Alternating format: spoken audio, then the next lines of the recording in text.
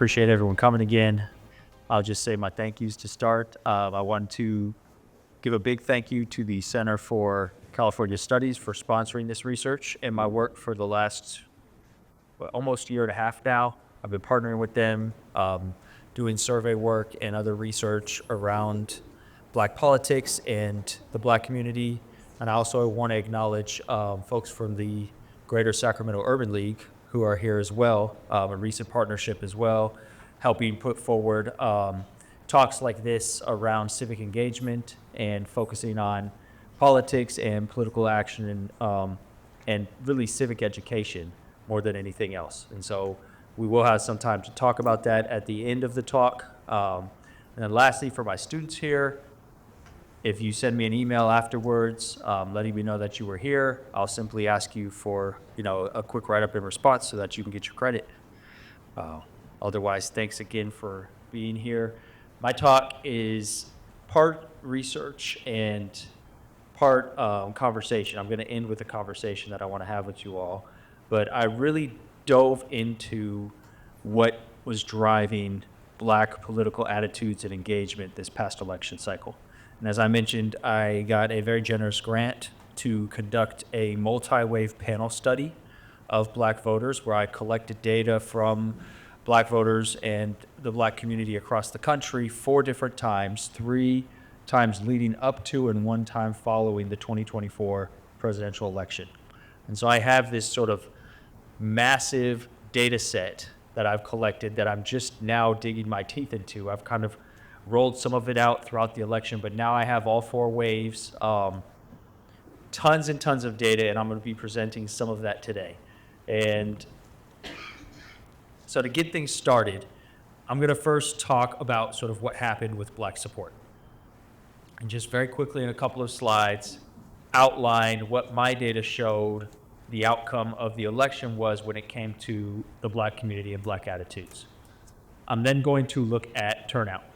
And one of the big sort of questions coming out of this election is, did Black voters go to the polls, and why or why not? And so I'm going to take a look at that using some of the data that I've collected, but also turning towards some census data, some ACS data, and some registered voter data.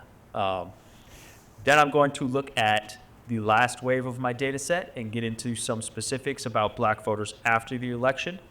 What we might want to look for going forward, and sort of the sentiment amongst the Black community according to the data following the 2024 election, look at what might drive turnout towards the future. And one thing that I did do within my surveys was conduct some messaging experiments.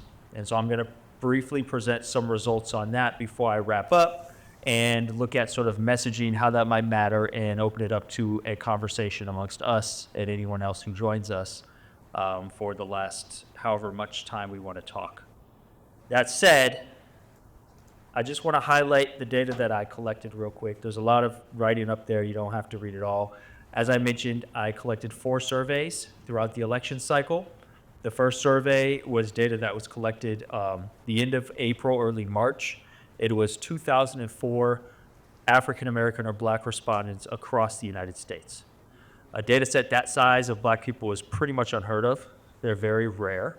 And so to be able to do that at the beginning of the election cycle in such a way that it can inform what we think and know about Black politics, at this day and age, it's really unique. The special part was that I then had the funding to go back and interview the same people 2 more times prior to the election. And so of those 2,000 people, I went back and talked to over 1,000 of them, actually close to 1,200, in August, so a few months later, and asked them similar questions and some new questions to see how their attitudes had changed, what things stayed the same, and how they felt about politics a few months further into the election cycle. And then I was able to collect data a 3rd time in October, the month before the election, and asked again the same people. This time I was able to re-interview over 600, about 630 of the same people a 3rd time in October right before the election. And then this a 4th time in December, I was able to gather their opinions once again following the election to kind of put a bookend on this entire project and take a look at not just what attitudes we're saying, but ultimately how people's attitudes changed over time. And that's what's really special about this project, is that I can look at how things shifted or did not shift throughout and after the election cycle, because I was able to talk to the same people and collect what's called longitudinal data. And so the surveys are the first of a multi-way Black study of Black Americans, representative of all 50 states across age, education, gender, region, and really the largest collection of Black data since the 1980s and 1990s, right? There's a few other data sets that did multi-wave panel studies of Black voters, the National Black Election Study in the early 90s. That's about it, right? There's nothing that really compares to this. So I'm really excited to be sharing some of these results. When looking at what happened in Black support, my data actually mirrors exit poll data pretty closely. Looking at here, the fourth wave, how people reported voting in December after the election happened, 86% of voters supported Kamala Harris compared to 12% of voters supporting Donald Trump. Continues to kind of put an end to this narrative of a racial realignment and any suggestion that there was a large, significant amount of Black voters that moved away from the Democratic candidate to the Republican Party, as this is almost essentially the same result from 2020, where in 2020, it was about 87%, 88% of Black voters voting for Joe Biden, and again, 12% voting for Donald Trump. And so right off the bat, right, I already able to add to the narrative that's out there with what I would consider more in-depth and reliable data than you usually get from the mainstream media and news cycles. What's interesting is that we see support grow over time. Another narrative that was out there is that, oh, Black men aren't going to support Democrats. Black men are not going to get behind Kamala Harris, this Black woman. Well, my data kind of puts it into that narrative as well. And so you can see, starting in the first wave in April, among Black men, 58% said that they were going to support Joe Biden at that time. Once Harris became the nominee, that number jumped up to 63% in August. 63% of Black men said they would support Harris in August, reaching a pre-election height of 72% in October. When we're looking at the post-election data and seeing how everything turned out, it falls at 82% of Black men actually supported Kamala Harris. Again, very, very similar numbers to 2020, suggesting that these narratives out there that the Black community is split, that there's not similar support for Kamala Harris as a candidate, a Black woman, as there was in the past, is false, right? Those narratives are not true. And we see Black women's support even higher, somewhere at 91, 92% for Kamala Harris, once again suggesting that there's no racial realignment, that the Black community is steadfast in its support for what they see as the best candidate and the best party to continue to progress the needs of the African American people. One thing that has become apparent, though, is that turnout was down. And so while support amongst the Black community did not shift much compared to 2020, more and more data that's being released is suggesting that people necessarily didn't come out to vote at the same rate, though.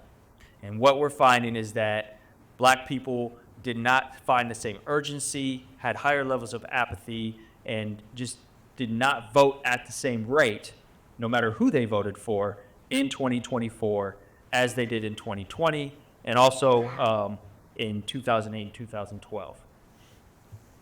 Why does this matter? Well, this election was a lot closer than many of us might imagine.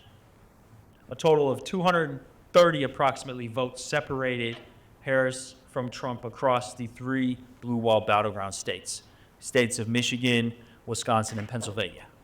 Less than 230,000 votes separated them, right? These three states all went red, but if they ended up switching, right, if these 230 votes went a different way, that's enough to swing the election. This blue wall was enough to decide or dictate which candidate we're going to win. And so we can see here right from the start, right, this is a very close election, especially when you're focusing in on the battleground. And these changes bear out when looking at some of the largest metropolitan areas as well. This is data that was put together in a Political article. The largest cities compared to 2020 had a drop in turnout, even if turnout was higher for the state overall. And so here we can see, for example, in Arizona, the state actually saw a 0.6 increase in turnout total in 2024 compared to 2020. But Phoenix, turnout dropped by 4.6%. Same thing in Philadelphia. Pennsylvania actually saw almost a 2% increase in total turnout across the state, but turnout in Philadelphia dropped by 3.7%. Same with Charlotte, similar trend with Milwaukee, and then even though Las Vegas and Atlanta saw a bump in turnout, the bump in turnout in those metropolitan areas lacked in comparison to the overall increase in statewide turnout. And so we've seen very close elections across the battleground, and then in these metropolitan areas, turnout is down compared to 2020.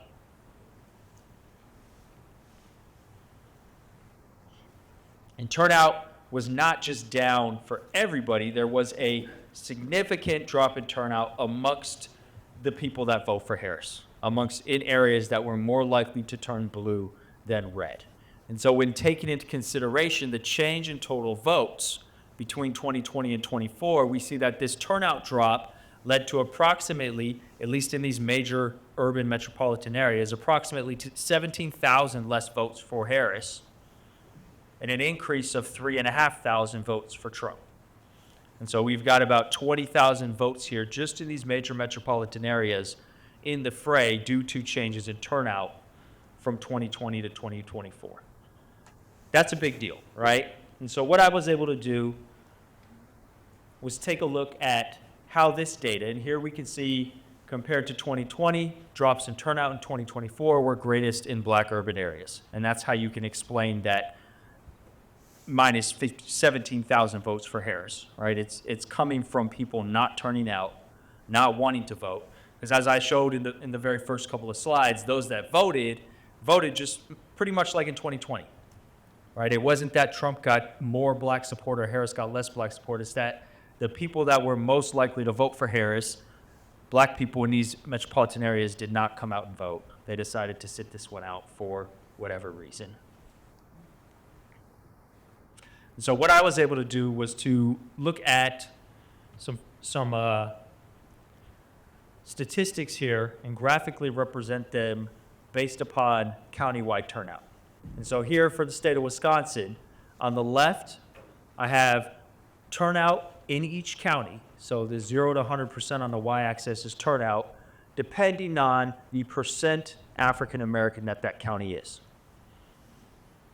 And so you can see Milwaukee and Racine are the two blackest cities in the state of Wisconsin, but their turnout here, one is lower than much of the rest of the state. I'd use my pointer. Well, Milwaukee's is slightly lower than the average, but when you look at 2024, right, their turnout actually stays the same or drops compared to the rest of the state. And here you have turnout amongst the rest of the counties that have smaller black populations actually increase, changing the overall average line, suggesting a larger difference in turnout between these states that have large black populations and states that don't in 2024 than in 2020. And as we go through most of the battleground states, we see similar relationships. Here, Pennsylvania, it's not as much of a dip, but you actually see, once again, right, the counties with the largest black populations either don't change much at all or fall even further behind some of these counties that have less black people in them. And here you can see in Michigan, right, similar to Wisconsin, Wayne County, where Detroit sits about right here, doesn't change much from 2020, but what you see is that the other counties' turnout actually goes up. And that's how in that other figure, we saw in many states turnout was higher statewide than it was in 2020. In 2024 it was. But because of this relationship between percent black and turnout, we see that the counties that have more black people, the larger black populations, actually have a bigger gap in turnout compared to the rest of the state.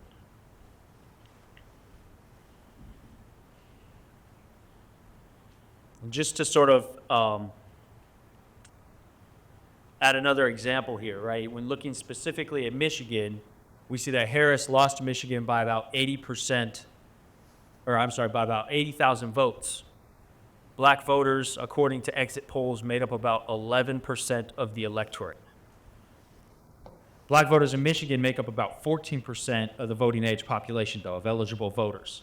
And so if turnout bumped up just 2 percentage points from 11 to 13%, and black voters were closer, the percent of the electorate was closer to the actual percent of black voters in Michigan, that makes up 110,000 votes, changing Michigan from red to blue, right? And so this is why turnout in these close elections, in these close states is so important, because by simply bumping up turnout in Michigan by 2 percentage points, that state flips, all right? And Wisconsin was even closer. Wisconsin was separated by about 30,000 votes. And so remember, I went back and showed the blue wall in the beginning, right? If those 3 states flipped, which they very well could have if black turnout was closer to 2024 numbers or higher, right? Ideally, we want turnout to continue to grow each election cycle. That changes the outcome of the election.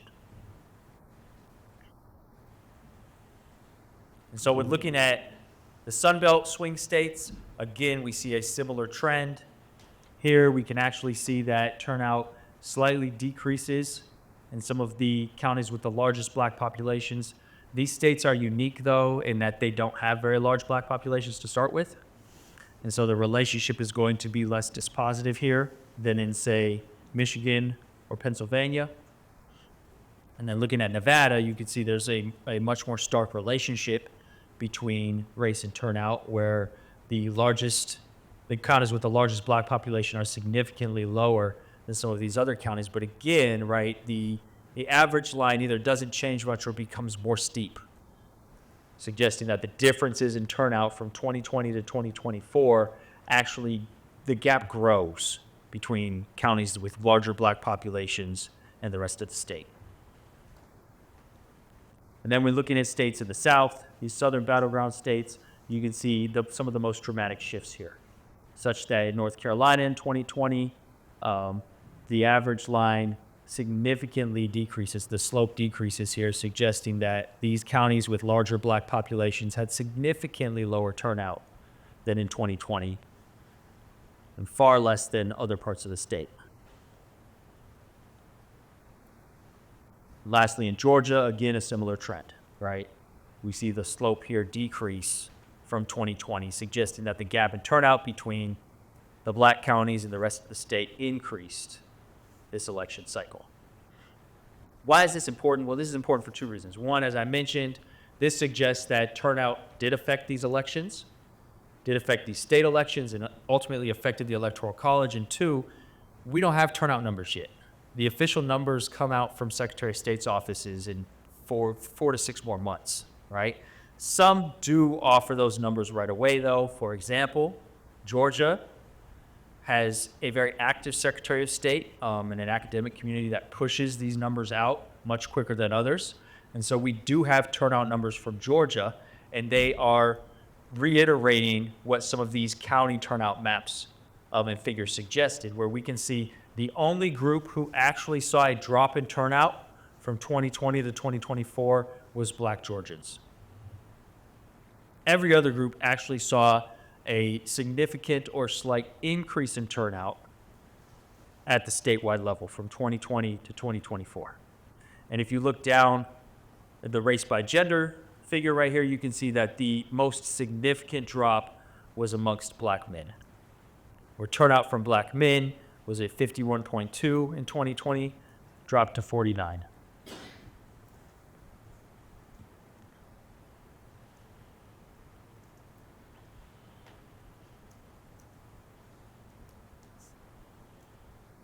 So nationally, again, if we take it all together, right, we can see that the trend persists. I think it's more interesting to look at it in the battleground states. But I wanted to extrapolate back to the national level so that I could tie in some of my own data, because the data that I collected is national data, to take a look at what some attitudes are and opinions are that might have been driving this lapse in turnout and these differences that we saw in 2024 compared to 2020.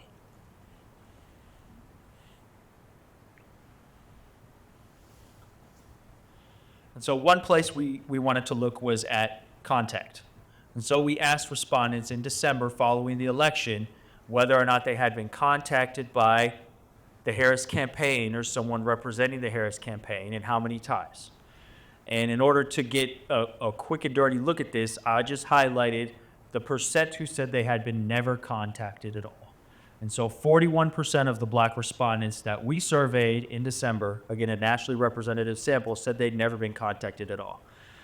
That doesn't seem necessarily too large, right? That might be pretty reasonable if you compare it to other surveys and what the campaign was saying. But when you look at some of these differences based on age and past vote history, it starts to look a bit different. Considering 18 to 29-year-olds, 52% said they were never contacted at all. This is compared to about 32% to 45% of other age groups. And so the group that had the least amount of campaign contact or otherwise is the youngest group. Ultimately, the group who is the least likely to vote, who has historically low turnout numbers. And then when we look at past vote history, of those who voted for Biden in 2020, only 31% said that they were never contacted, compared to 56% of people who said they did not vote in 2020. And so again, right, hindsight, I feel like I'm saying 2020 a lot. Hindsight is 2020. So it looks pretty obvious here. Yeah, they should have been contacting these people, but the data speaks for itself, right? The campaign absolutely, could have focused more and maybe should have focused more on these low propensity voters, this youngest age group of voters here, and the people who didn't vote in 2020, but they were likely going to need their vote in 2024 to pull this election off. Furthermore, the data also suggests that attitudes towards the Democratic Party in general shifted over the course of the election and might have actually started to shift in the opposite direction following the election. And so we asked people in each wave how welcoming the Democratic Party is to black people. And of those we surveyed, in the first wave, 28% said extremely welcoming. This is with Biden as the candidate in late April, early March. By the time the party had switched candidates to August, that jumped up to 36%, ending at around 42% in October of the black community saying that the Democratic Party is extremely welcoming to black people. Again, this suggests a real shift in opinion towards the party, as these are the same people we're talking to at each point in time. So the same people, the amount of people saying this has changed significantly, right? We're talking about a 15 percentage point increase. However, when we talk to people after the election, and we ask people in December how welcoming the Democratic Party is to black people, again, the same people, that dropped back down to 35%. Just 2 months after, we had almost 50% of the people we're talking to saying it's extremely welcoming. And so, again, this increase in sort of sympathy or inclusion, perceptions of the Democratic Party seems to have tapered off following the election, right? And this could suggest continued struggles to get black people out to vote, right? To engage black people in politics if this trend continues. Furthermore, we asked people a simple kind of two-part question, which is, does a second Donald Trump presidency motivate you to become more committed to politics, or will it prove exhausting and you just want to be left alone? Which is closest to your opinion? And of course, if people didn't want to pick either, they could say, I don't want to answer this, I don't know, none of the above. But of the people we surveyed, 23% said it would motivate them to be more committed to politics going into a second Trump presidency, where a whole 43% said that they believed it would prove exhausting and they really just want to be left alone at this point. This becomes even more illuminating when we look at this by gender, as 51% of black women pretty much said they are feeling exhausted and want to be left alone. This, in combination with the previous slide suggesting a change in perceptions, a sort of reversal in attitudes towards the Democratic Party continues to suggest, right, the Democrats in particular have their work cut out for them when it comes to mobilizing people looking forward. 2026, 2028, there's a lot of work to be done.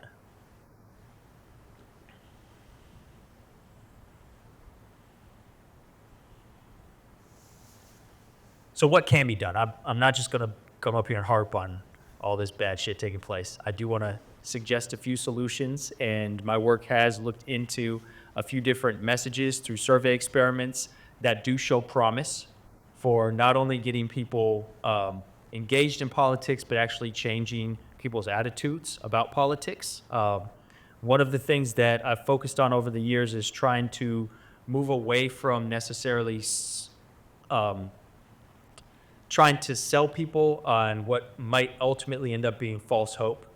And Democratic politics has done that for years, where there has been a lot of promises made either through representation and policy that have not come to fruition.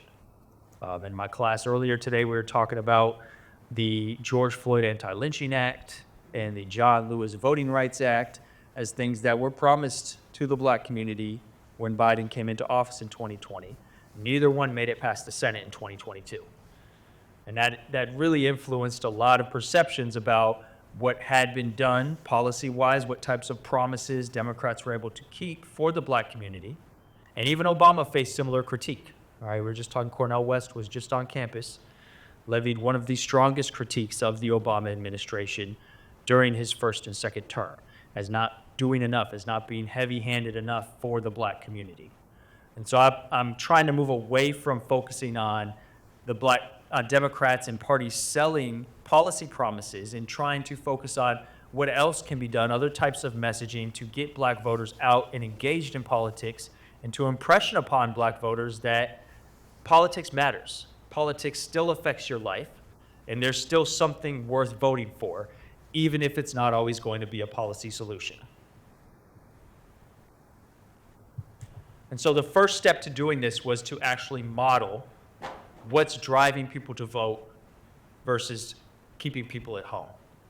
And so with the data that we have, not only is it great to show sort of the top lines and crosstabs and just the statistics, but we're also able to run more theoretical models where we can, in a regression analysis, put different variables up against one another and see the power of its effect. And so here, we're able to put a whole bunch of different measures that we have collected in these data sets into a statistical model with an understanding that we can measure the strength of the relationship between each one of these different variables and ultimately our outcome variable, which in this case is turnout, whether or not someone was definitely going to vote in the 2024 election. What we found is that of all these measures, of all these things that we tested, only a few things really pop and matter. The zero line here means that there is zero effect. There is zero relationship between whatever's on this left-hand column and turnout. The ones that stray from that red line suggest either a negative or positive effect. Negative meaning it's related to turnout in a negative way. It decreases turnout. Positive meaning it's related to turnout in a positive way, suggesting that it's increasing turnout. Right off the bat, gender, education do not matter when compared to all of these other factors. Whether or not someone is low propensity or they voted in 2020, that matters the most. If someone did not vote in 2020, they were very unlikely to vote in 2024. If we scroll down, the only other thing that really matters is birth year. As your birth year increases, or in this case, we look at younger people, less likely to vote. This is reflected in some of the other survey findings that we just talked about, right? Where these were the people that didn't vote in 2020, younger people that reported not being contacted as much campaign-wise. Interestingly enough, and this fits with a lot of the work I've done over the last few years, when asked whether or not someone thought abortion was a threat to the black community, if they said yes, they were more likely to vote. And it drove voting more so than many of these other factors, more so than age, education, ideology, income. the people who believed abortion was a threat, or restrictions on abortion were a threat to the black community, were more likely to vote. We also see immigration policy matter. People who approved of Biden's immigration policy were also more likely to vote. And that's really about it, right? We actually see whether or not you're warm towards the MAGA movement mattering, where people who were warm towards MAGA were slightly more likely to vote. And this is an interesting finding because this could all reflect one of two things. It could reflect Republicans, black Republicans, being more likely to vote than other people. It could also be a reflection of what's called a negative relationship, where you control for all of these other things. What do you really have left when you're measuring MAGA, right? When you control for party ID, when you control for ideology and education. But I want to highlight this idea of abortion threat, though, and immigration policy as we move forward. And so here I did the same thing, but I separated out the models and ran one amongst people who live in swing states and another amongst people who live in non-swing states. Very similar findings. Low propensity is the most powerful explanation for voter turnout in a negative way. Age still matters. And look, abortion threat still matters in both swing states and non-swing states. And so this idea that threat to the black community, this time realized through abortion, drives turnout, doesn't matter what type of political environment you're in. And then lastly, I ran it among high and low propensity voters. High propensity being if you voted in the past, low propensity being you didn't vote in the last election. Once again, very similar things. Surprisingly, right, age does not matter for low propensity. It only really matters for high propensity voters. But these two variables here, abortion threat and immigration policy, continue to stand out as driving turnout. That we're really talking here about these issues outside of economics, right? I didn't point out economic anxiety doesn't really matter. How someone feels about the economy doesn't really matter. It's really about these cultural issues, specifically this idea of threat.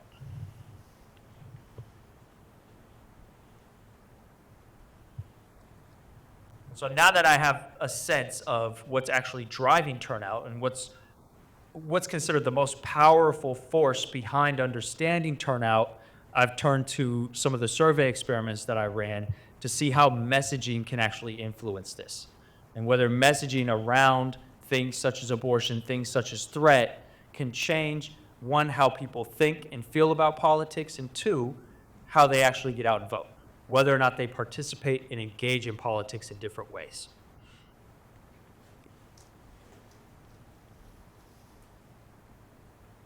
What happened? I went too far?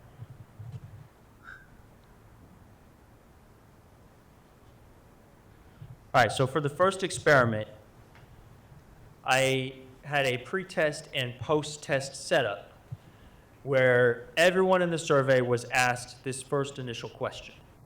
Trump and the GOP have vowed to dismantle civil rights protections in all levels of government while getting woke out of the country. Please tell us how likely you believe it will happen during Trump's second term. And this is in December, people were asked this, right? They then could answer extremely likely to extremely unlikely. A 6-point scale where if you said extremely likely, that was a 1 on the scale. If you said extremely unlikely, that was a 6 on the scale. After people were asked this question and given their answer, they were then asked to read one of 3 statements. There was a positive statement that discusses Trump distancing himself from policy undoing civil rights protections, quoting him saying he had nothing to do with things such as Project 2025. There was a negative statement emphasizing Trump and the GOP's role in dismantling civil rights already prior to him coming into the White House, highlighting that it's a good possibility it'll continue or be accelerated. And then there was a neutral statement that kind of gave both sides. Then after each respondent read one of these statements, they were asked the initial question again. How likely is it that you believe this will happen. Trump will dismantle civil rights protections in his second term. By doing so, we can test in the survey, in as much of an experimental framework as possible, whether or not reading these statements changed how people felt about the initial question.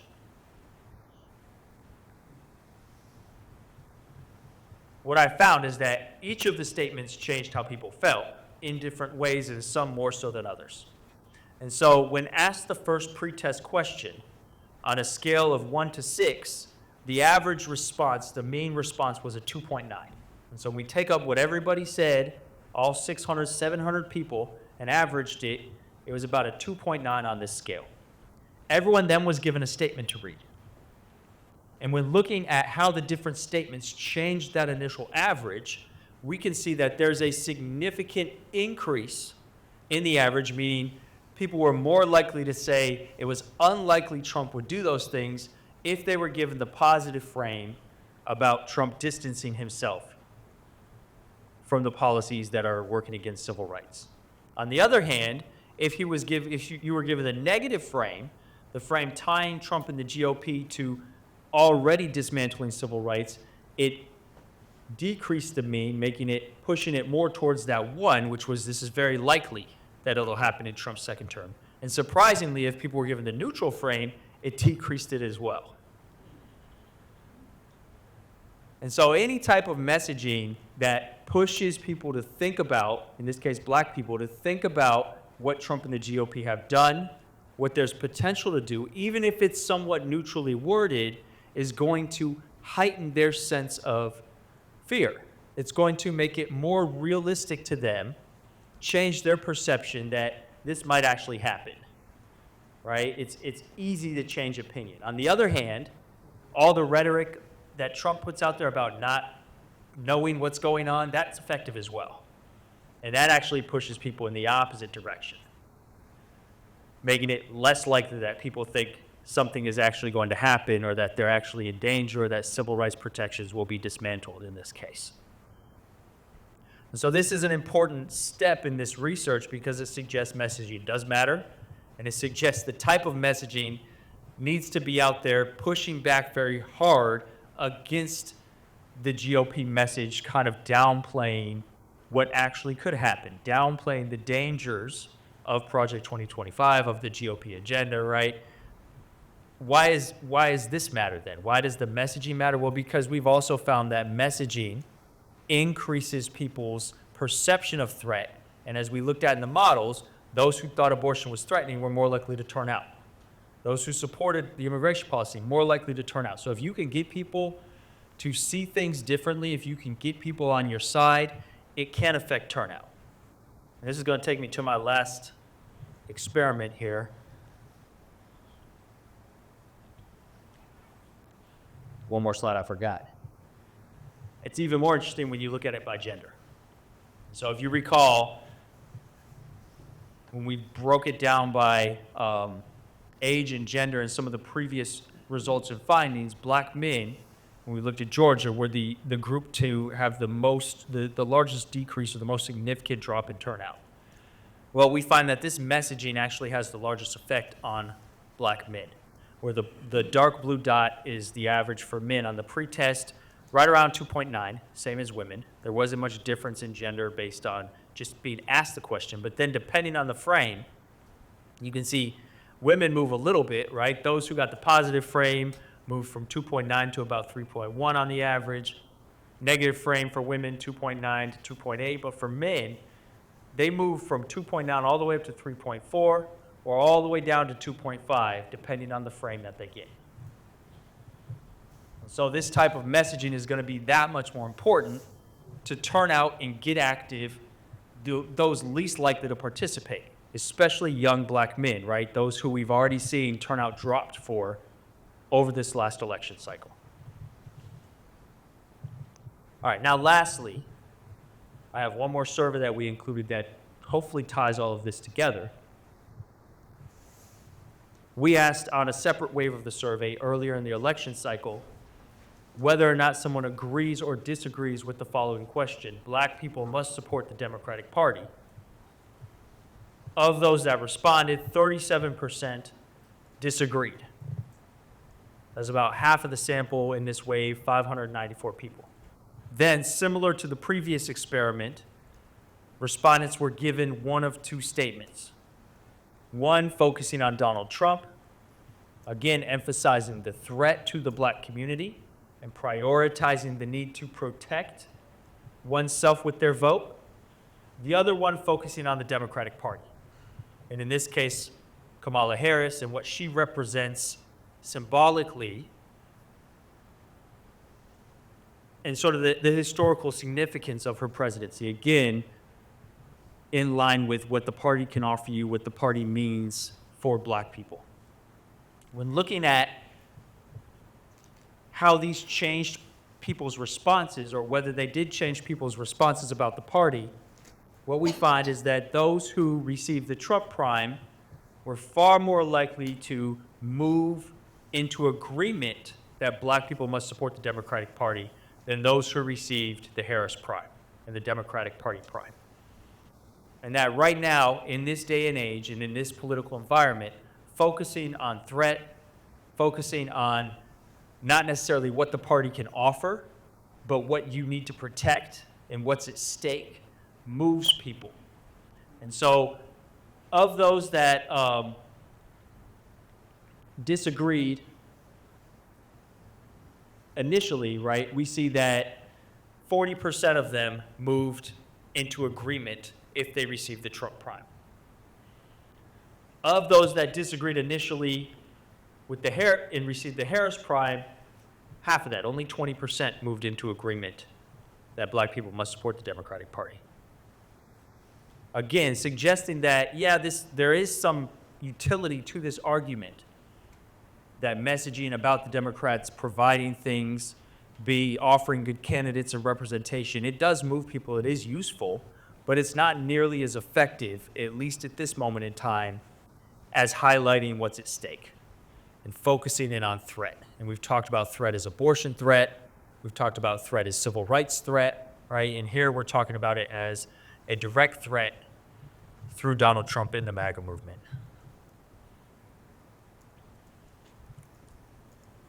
And so to summarize, right, clearly we need all voters, especially black voters, to continue to fight for democracy. And so this doesn't end here. This is really the beginning, because the next 4 years are going to determine whether or not our country is moving towards more democracy or moving away from democracy, right, towards more restrictive governing and a removal of rights.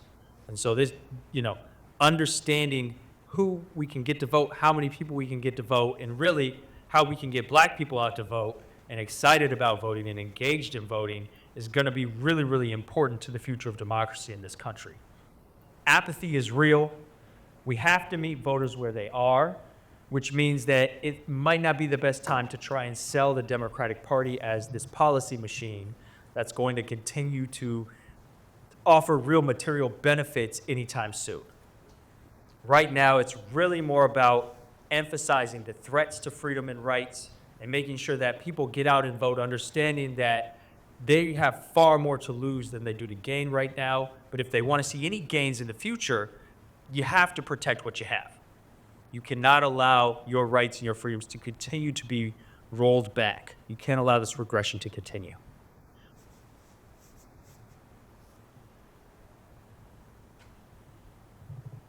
So I worked with the Urban League to put together a few questions that I would want to leave for everybody to think about, something for us to talk about possibly as I take some question and answer before we get out of here this evening. But I want to know, right, I would encourage you to think about where your personal political loyalties fall. My students are familiar with this.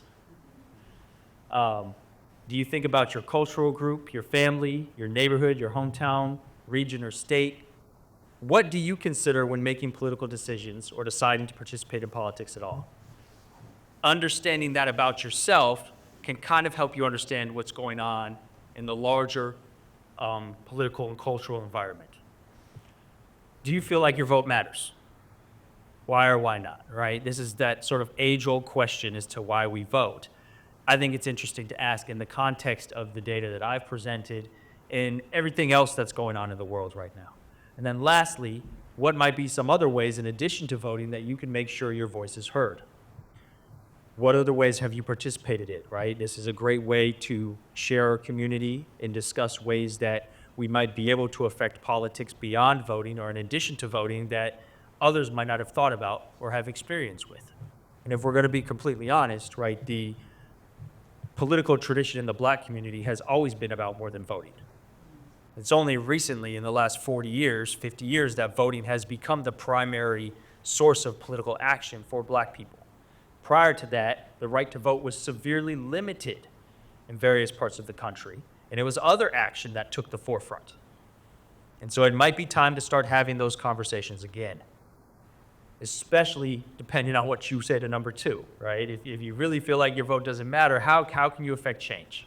What else can you do to get out there and have your voice heard and continue to try to affect difference moving forward? I'll leave this up. That's the end of my presentation for this evening. I'm happy to answer any questions, open it up to conversation. Feel free to go get some more food. There's plenty back there and drinks. I'm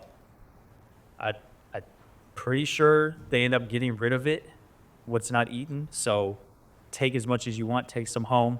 But again, thank you so much for coming. And I'll open up to question and comment right now. Yeah. I find it interesting how you mentioned the black turnout.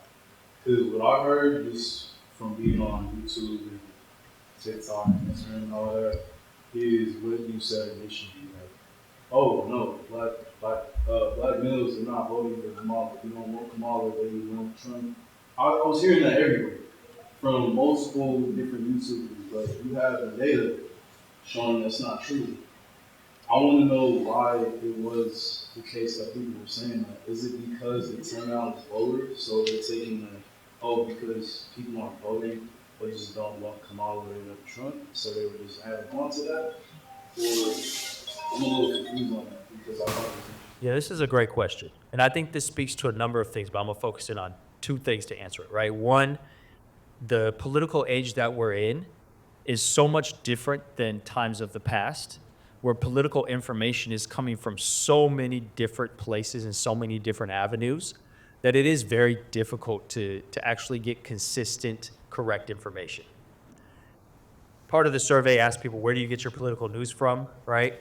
60-some% of the survey said online, internet, social media, right? And then the other 20% said TV. And of the youngest age group, the most of their information came from YouTube, Facebook, Instagram, TikTok, right? Even Twitter or X. And so these are the platforms now where a young cohort of people, black people, are looking to get political information that is not filtered in the same way, it's not regulated in the same way, it's not checked or verified in the same way as political information that other age groups, other generations used to get from mainstream news, from the newspaper, on the radio, right? And so you have a whole bunch of narratives that are out there and widespread that do not have the same sort of, they're not coming from the same networks as we're used to. And so they're not regulated. There's not a way to fact check them or to oftentimes tell if they're accurate or not, right? And so the different sides, especially though the GOP was very, very good this past election cycle at flooding the airwaves with different ads. Super PACs spent millions and millions of dollars spending ads trying to really just confuse voters. And in my honest opinion, this tactic was very successful because if a voter can't understand what's really going on in the electorate, if they don't have a good grasp on the election, especially young voters who are trying to decide if they should vote at all, it's going to make it far more likely that they just sit it out. That they're just like, I don't get it. I don't know what to do. I'm not sure where my vote counts or not. I'm not sure if one candidate's better than the other. You said, is this actually, I didn't know this. Think you listen to that. Yeah, that's why I wish you had my class last semester. But yeah, it's very, very successful, right? And it's very strategic. And it's going to continue to happen. And as we saw in the experiments I presented, the messaging is effective. Even just that one little statement swayed how people felt on the one hand about the Democrats and on the other hand about the threat to civil rights, right? And so there's going to have to be some way to get through these weeds and find a consistent message that actually resonates with people, but also doesn't confuse them. But that's going to be really hard, right? And now we're talking about AI, right? We still don't know how much of the campaign was actually AI generated, sending out messages, right, through Grok or all of these other features on these social media platforms. And so it's a new age, a new time that's going to be very, very difficult, not just for us, but for especially young new voters, right? Trying to figure out where to get the information from, what's real, what's fake, should I vote, right? I mean, my honest question is yes, you should always vote, but sometimes it's harder than it may seem to make that decision.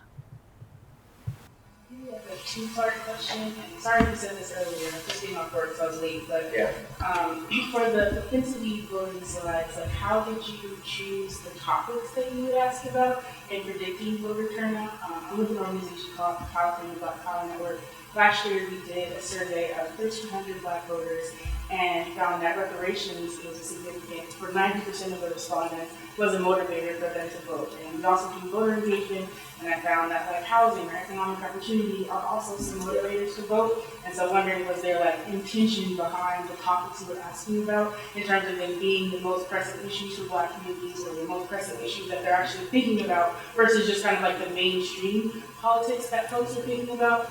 And then second part of the question is like, were there any questions or part of the survey that got at like folks' attitude generally about government or about disillusionment in terms of like, if you're already disillusioned with the government, then it's less about apathy about politics, but apathy about whether or not this form of voting or this form of taking action is actually as impactful as other forms. Yeah, absolutely. Those are great questions. Thank you. We did cover most of that. And so the way that we formed those models, trying to understand turnout, was based on the one hand on political science literature and theory, where there's a whole theory session of political science dedicated to understanding turnout. It mostly focuses on socioeconomic status and how the cost of turnout or the cost of voting has to be seen as less than the cost of getting to the polls or participating, of seeing an outcome.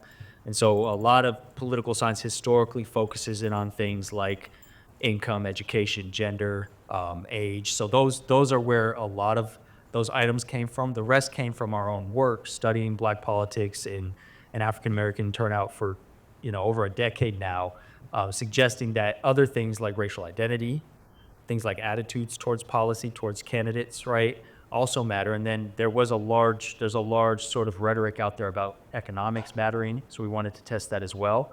And we do have policy questions on the survey. We asked about reparations. We asked about healthcare. We asked about housing. We asked about a number of different relevant policy, incarceration, marijuana. What we find is that we get large agreement with the policy items where most people say these things are important. So we'll say on a scale of 0 to 10, how important are you? Almost everyone said 8, 9, and 10 to every single policy item.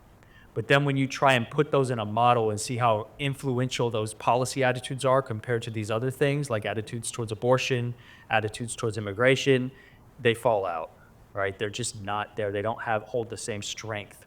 And a lot of that, right, theoretically has to do with the fact that what's the realistic chance that someone feels like that policy is going to happen, right? Unless it already has, it's kind of up to your faith in the politicians. The people who are least likely to vote don't have a lot of faith in politicians from the start, and so the policy is going to be less important to them than some of these other things that might have a more tangible, a perceived tangible impact on their day-to-day lives. But I'll do a short plug here. All of that data is up on our website. So blackvoterproject.com. You can go look through all of this other data from all of the other waves. The first wave is where we really broke down a lot of these policy attitudes, and you can see exactly where people fell. To the second part of your question, we do ask about political trust and alienation and empowerment, and we do find that, yes, people are rather disillusioned right now. There's a great deal of apathy in the Black community towards politics and, as we saw, towards the Democratic Party. We did see a shift, though, with Harris as the candidate. Some of that disillusionment started to go away, and there was some more faith and excitement built up in traditional politics. But there's still a segment, about 30% of the Black community across the country, right, that really just doesn't want to have anything to do with politics. And a lot of the work that I've been doing over the last few years is trying to figure out how to get that 30% engaged. What did it was Obama. We saw in 2008, 2012, some of that 30% felt like they needed to actually do something. They felt like this moment was bigger than them. Regardless of how they felt about the political systems at large or politicians, they wanted to be a part of that Obama moment, right? And that's why in 2012, for the first time in American history, we actually saw black turnout surpass white turnout nationally. We haven't found anything similar, right? We're still searching for something beyond that first black president moment that can dig into that 30% and actually convince them that politics is worth participating in. But we do ask those questions. We try and understand those things. Honestly, that's more modeling that we have to do, right? To try and look at those things and how things such as disillusionment, political trust, efficacy, alienation all play into this big picture of what gets people going or keeps people out of politics altogether. Yes? Of the 4 waves that you were they actually 600 and some odd folks, all 4 waves, same people. Did they all vote? No, they did not. I forget the number off the top of my head, but again, it's about 28 to 30% of the people did not vote. I don't want to put words in your mouth, but it sounds like maybe when President Obama ran, it was more hope and promise that drove turnout. Now it's fear.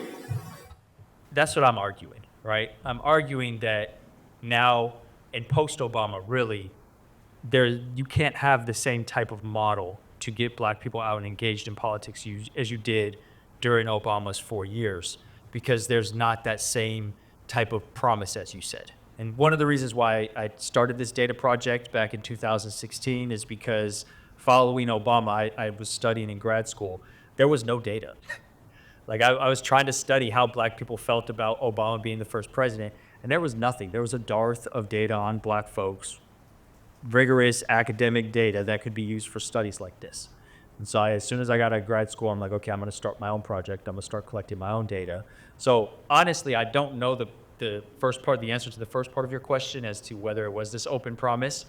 But what we do know is that from looking at elections at local levels and governorships, but specifically mayoral elections, yeah, that first representative does bring voters out, right? We look at Harold Washington in Chicago. We look at Bradley in Los Angeles. Those elections were seen as sort of monumental elections for the black community, and turnout shot through the roof. Saw similar things with Obama, but I'm arguing that same model can't work. And I think Harris, right, is the living example of that. The Democrats could not just rely on putting up another black candidate. They had to do more. Not even if the candidate is female. I mean, the data speaks for itself, right? We saw similar turnout, similar support to 2020. Well, turnout actually dropped, but similar support to 2020. But Harris did not receive like 91, 92, sometimes in D.C., right, in 2012. Obama received 95% of the black vote. That's ridiculous numbers, right? That's a ridiculous type of solidarity that was built up to make sure that President Obama won those elections. We didn't see that again, right? Absolutely. And I apologize. The same motivate the fear is the motivator going forward. That works for grit also. And honestly, that's where this all started, right? I started studying the Tea Party in 2009 and 2010, and guess what they were doing? They were drawing on fear and anxiety to try and push people to the polls, and it worked, right? They had the most House and congressional wins in 2010 in like 30 years. And then they were able to pull off the White House in 2016, again, trying to drive this fear, this anxiety. The difference is the fear and anxiety that the far right is driving is existential. It's not real, right? These threats are made up. These threats are more about power grabs and maintaining ideas of ethnocentrism and white supremacy. The threats to the black community are very real. They're very real psychologically, existentially, and materially, right? We just saw, what was it, yesterday or today, the Trump administration halted all federal land grants to HBCUs. Some people I know, their kids lost scholarships. They're no longer able to go to school because of how this administration is approaching civil rights and approaching issues having to do with race and progress. And so, right, the threat is real there, and we should be trying to use it. We should be trying to capitalize on this political environment to halt this assault on racial progress in the Black community. Otherwise, right, we're going to end up in another 40 to 50 year period following the civil rights movement of conservative control and racial conservatism and regression until we have another sort of generational moment where we decide, oh, we actually need to do something about this.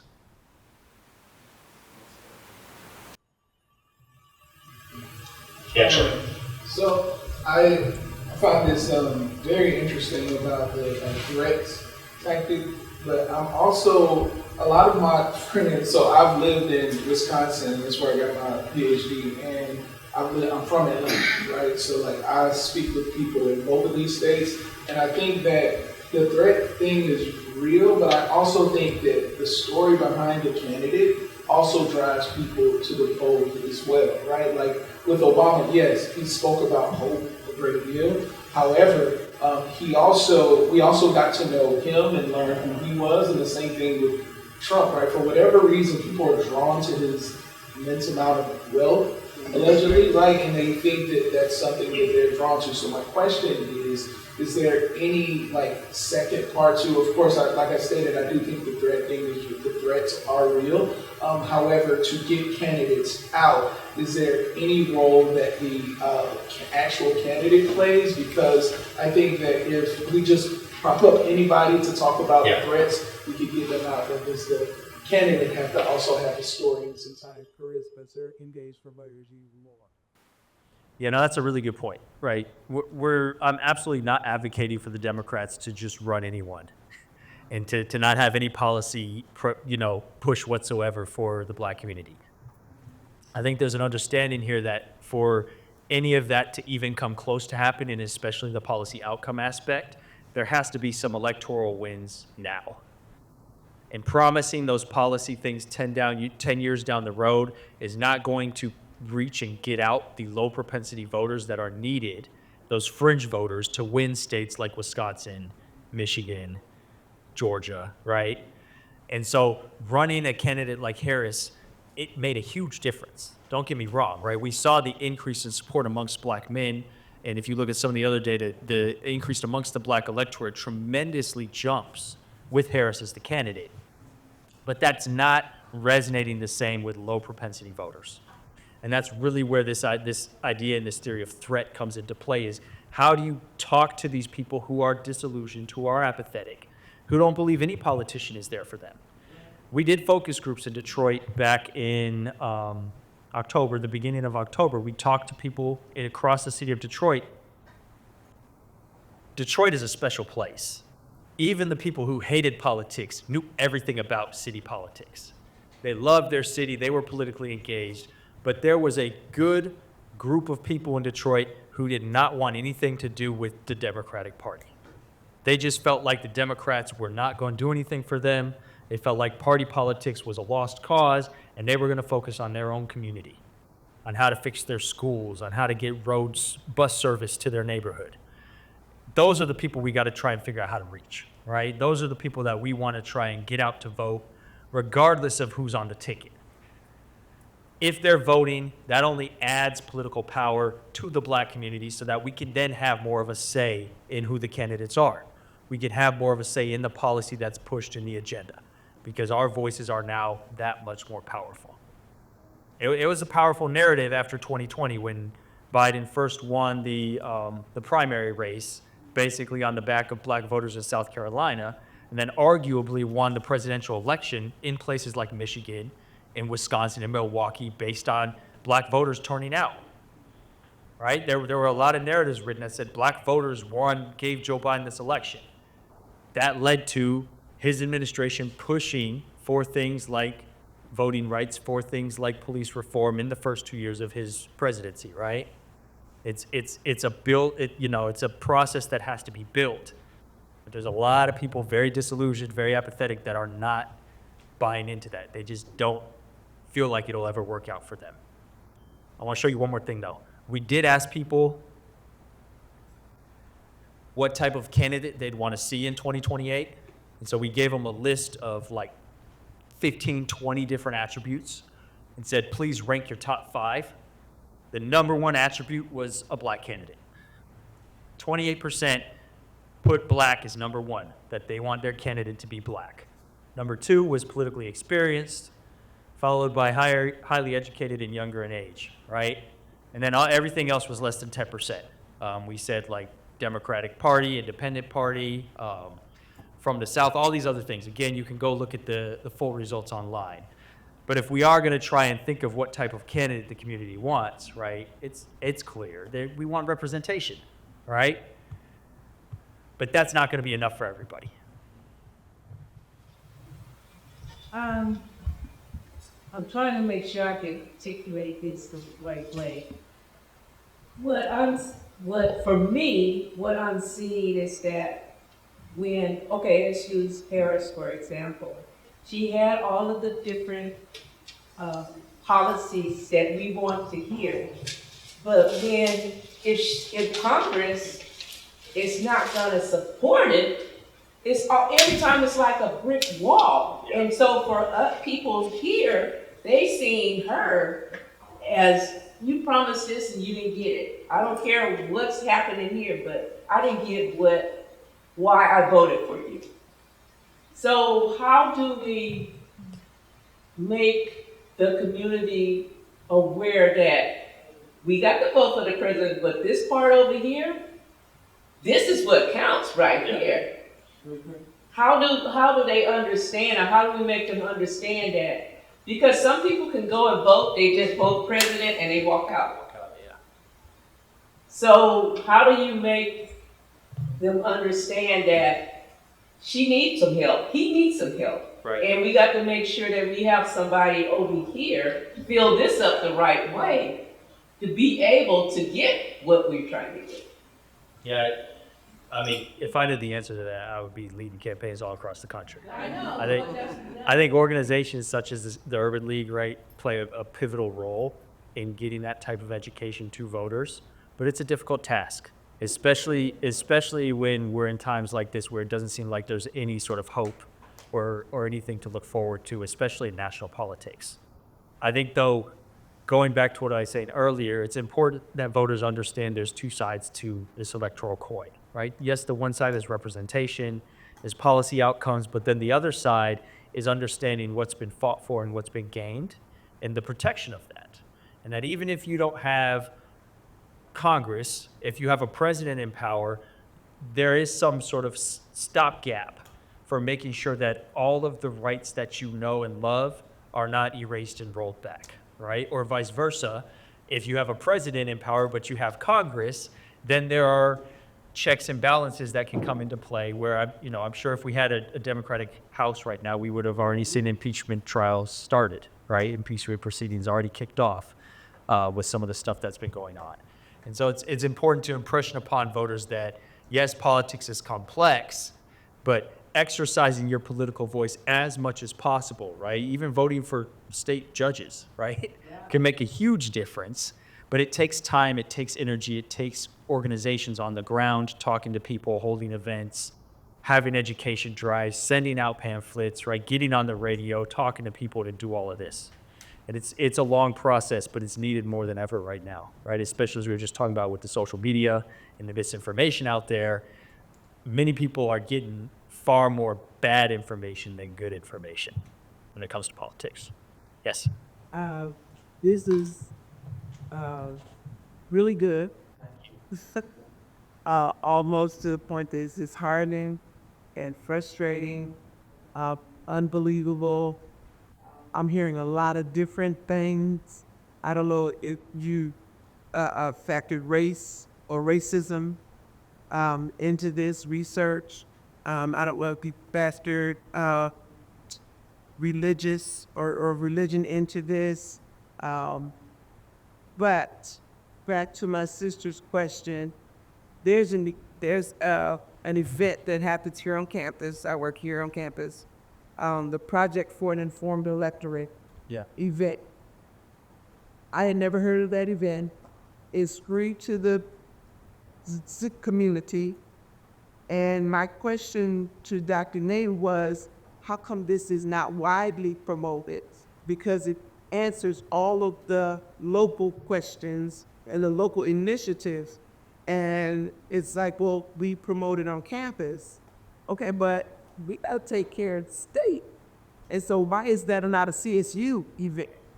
I don't know, but that would answer a lot of the questions about, because I think people forget about Congress has the purse.